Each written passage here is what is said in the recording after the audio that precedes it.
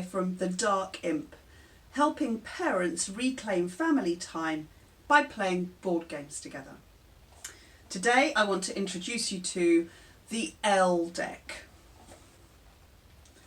This is a set of cards. It's a game system. So you know, like playing cards are a system of games, regular playing cards, there are 4 different suits and there are 13 cards within each suit. This is a game system. Just like with regular playing cards, you can play all sorts of different games, hundreds of different games. So is the case with this deck, the ELL deck. The cards each have 2 letters on them. So there's, for example, this one has a T and an L, E and an L, A and a P. You've got the list of all the different cards on a sheet in the box, which is great to refer to. In some of the games you need to be able to refer to that to know what the frequencies of letters are and which cards they come out on. In addition to that, each card has a number on the bottom and a different a border around the outside. So there are different types of borders. Some of the games use them, some of the games don't use them. Some of the games only use the letters. And they use the letters, the different games, in different ways. So within the box, there are 6 different games, each on different pieces of paper, so you can quickly take them out and refer to that particular game rule set. But online there are lots of others, so there's probably about 20 at the moment, and I've play tested some more, so I know there are more coming. I think the idea is that there are going to be at least 26 core games, and then other people keep making them up and they'll go on a forum as well. So this is the ELL deck. So I thought it'd be a good idea if I talked to you about 3 of the games that you can play with the ELL deck. So let's start with Grabble. Grabble is a really quick game. Each player starts with 1 card, which they're not allowed to look at until you say go. You start with 1 card and the rest of the cards are shuffled and then scattered on the table in any kind of situation you want, but just really not a pile, but all over. They can be on top of each other, they can be partially covering each other, they can be, you know, at different ends of the table if you want to. And what you've got to do is, on go, you're going to look at your card and then you're going to try and find a card that matches either one of the letters or the border on the card. And you're going to grab that and add it to your hand. So you're going to stack it on top. It's a matching game. You're going to match one of the letters or the border. And you're going to keep doing that. And the next one you put on, so this one would match because it's got the same border. That will go on top. And now I've got to find an E or a P or the same border. So this one would match. It's got an E. I'm allowed to put that one on top.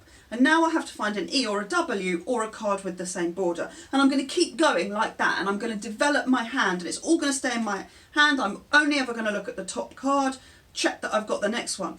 You can play in quite a big group of people, 2 to 7 it says.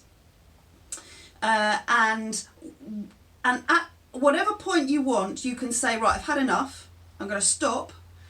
And you slam your pack on the table with your hand on top and you shout, Grabble. And at that point you will get 10 points to add to your total. Your total is the number of cards you've got, and unless you're the last player playing, you'll get 10 bonus points when you shout Grabble and stop playing. The last player will get, instead of getting 10 bonus points, will get the number of cards that are left on the table. So if somebody keeps going and then someone else has just gone Grabble and there's only 5 cards left on the table, they'll score their hand plus 5 cards, 5 points that are on the table. But if people shout Grabble too early, the last player might get all the points for all the cards. So everybody finishes when the second to last player has shouted Grabble, and you count up your points.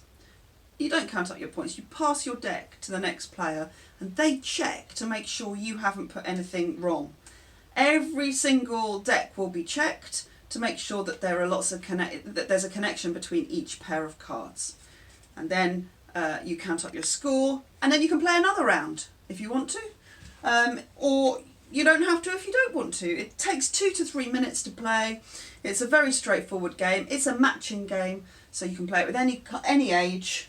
It's very inclusive and it's fun. It's a fun, quick game for 2 to 7 players. That's Grabble. Secondly, alphabetical. In alphabetical, what you're trying to do is you're trying to create a line of cards that will go in alphabetical order. Now, excuse me, pick up the books. On each card there are 2 letters. So as long as at least one goes in alphabetical order, then it's fine. So this could be ELL, and that would be in alphabetical order, and that's absolutely fine. Or it could go this way round, and you've got AJ, and that will be in alphabetical order, and that's absolutely fine.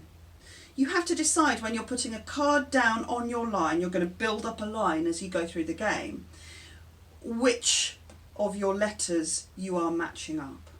So each player starts with a card. In fact, you get 2 cards and you can choose one. So you choose one of those cards. I choose this one. And then one player is the dealer, and they're going to reveal the next card in the deck, and they get to choose whether they want to keep it or not first.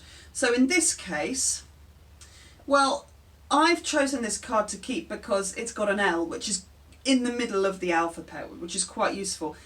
I could take this card and put it here and create an alphabetical line which is LR, but I couldn't put anything between it. So these are in alphabetical order, L and R, but I can't put another card in between those 2. I'm committing to these being in my line in this order. If I'm keen to try and get an M, an N, an O, a P or a Q in between, then I might say I don't want that card and I pass on it. If I pass on the card, then the other players can say if they want it or not. And then the deck is passed and the next player draws a letter. If nobody wants the card, then that card is discarded completely from the game, and the player who was picking up, they get to choose another one. So in this case, well, S and this isn't great for me either. In fact, this is further away from the L, so I might say no, I don't want it. Now you see, I could put it here, A, C, but then I'll never be able to put anything before the A. So normally when you play, you've got a line and you can put cards at the front of the line or at the end of the line, but you can't leave spaces to slot in cards in the future. And if you start with an A, you can only work up on the end of the line, which restricts you. So I would probably say I don't want this card and let it pass. And then when you've got a card that you're happy with, what have we got here? N. Oh, I'm happy with that. That's great. I'll go here. My N can go next to my L. And you're going to build up your line that way. You get another card, I. Okay, that's fine. This has got an I and an L on it, but I can't put the L here because I'm not allowed to duplicate letters next to each other. So I might say, yes, I'm happy with that. I'll take that. That's I, L, N. And that will be the part of the middle section of my line. You keep going until you've got 4 cards that people have passed on that nobody wants. And at that point, you count up and see how many you've got in your line, and I think that's your score. I might have to check that. But that's essentially what you do. You can play multiple rounds, you get better over time, you see the sorts of things you should pass on and the sorts of things you should take, and importantly, about where you should start your line, sort of in the middle. So that's alphabetical. And finally, couple. Now this is a totally different game. One of the great things about this deck is that there's all sorts of different games you can play with it. There's fast, speed games. Of course it lends itself to word games, but they're not all word games. As you've seen, we've had a sort of an alphabetical line, which isn't a word game, it's just putting cards in order. And we've had a grabbing game, which has got nothing to do with words at all. Couple is a word game. So this is a game for 2 players, and it's much more thinky and strategic than some of the other games that you can play with the ELL deck. You start with, oh dear, you start with 3 cards each. So each player has 3 cards. I think it's easier to play on the table with your cards in front of you so that you can easily see them. But you could play this sitting next to each other in a car if you're waiting, or if you're in the back of the car driving. You could play it on a train or in a plane and have the cards in your hand. As long as both of you can see the cards, there's no problem. So actually this is a game that you could play sitting next to each other with cards in your hand. If you're at a table, you should put them on the table, it's a bit easier. You start with 3. You cannot change the order of the 3 cards you have in front of you. Whatever order they come out in, that's the order they go in. On your turn, you pick up 3 cards one at a time and you put them to the right of your 3 cards. So you always add cards to the right. So you're going to start by going 1, 2, 3. And then you're going to have 6. So this is on the first turn, but on every turn you're going to pick up 3 and you add them to the right. You can't change the order. Then you have 2 actions, and your 2 actions, you can take up to 2 actions. So you can take 0 actions if you want to, or 1 action if you want to, but you can take 2 if that's what you'd like to do. Now you have very limited control over what you do with your own hand. But you can mess with your partner's hand. I should say, this is a cooperative game. You're working together. And the outcome of the game, the aim, the thing that you're working for, is that you want to score exactly the same number of points as your partner. And if you score the same number of points, then you've won. The higher number of points you get, then the better your win. But if you even get 1 point difference, if I end up with a 7 and you end up with an 8, then we lose. That's just a loss of the game. So what you're trying to do is you're trying to create words. There's 3 different actions you can take. First of all, you can move one of your opponent's cards to a different position in their hand. So not my own hand, but your opponent's hand. So if this is my opponent's hand, I could say I'm going to move this card over here. That changes the order of their hand. That's one of the actions I can do. Or I can give my opponent, I shouldn't say opponent, I should say the other player, because you're working together, so it's not really an opponent. Or you can take a card from your own hand and give it to the other player. And when you give a card to someone else, you can put it anywhere in their line. Or I can make a word with my own hand. Now I haven't looked at this, so I don't know if I'm going to be able to make a word easily. Okay, let's say we've got these 4 cards like this, and that's sirs, for example. Sirs and madams? I don't even know if that's a word. Sirs? I suppose I could have sires if I had an E as well. Let's pretend that's what my hand is. Here. Right, so I've got the word sires here. Now it just so happens that they're all the top letter in the card, but that does not have to be like that. So in fact I could have hires as well. So that's another word that I can make out of these 5 cards, hires. And there'll be others. So the third thing I can do is I can score a word. So I can take all of these out. I take the first 3 cards and I put them in a discard pile, and then I score the other 2 cards, and they go in my personal score pile. I've got to keep those separate. And then, so don't forget, what we're trying to do is have the same score at the end of the game. So you're trying to make words that run over cards consecutively. You can't mess with your own order, but you can give cards to your opponent. So you're always looking at your own hand, at the other player's hand, and you're trying to make sure that between you make the same number of words, well, the same amount of points by the end of the game.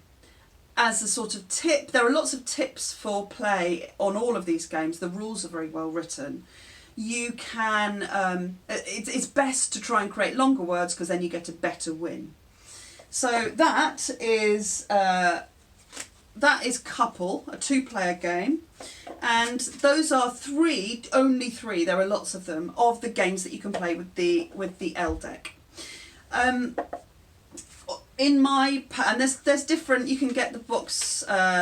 There are different boxes you can get with different rules in them, with different games in them. But in my pack, this deck comes with the game Wibble, which is a really fast word game where it's good to play in quite a big group of people, and everybody's trying to. You have to be the first to try and match words with the cards that are available. Fable, which is a storytelling game. And Phrasal, which is a game in which you're trying to create phrases using the letters on the table to start words. So there's a real variety of different kinds of game that you can play with the ELL deck.